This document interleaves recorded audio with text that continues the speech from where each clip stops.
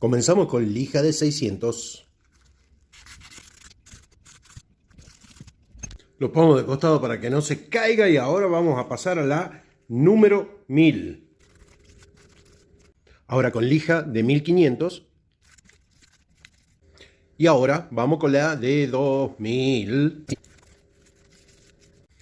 Y ahora finalmente vamos con 2500.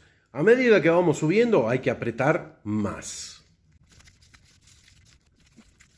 Si hubiera tenido 3000 también le pasaba, pero no tengo, así que ya es momento de el polisher, para ilustrar auto.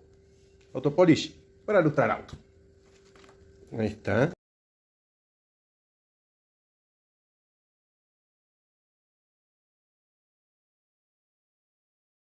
Listas las escalas, ahora vamos por la navaja.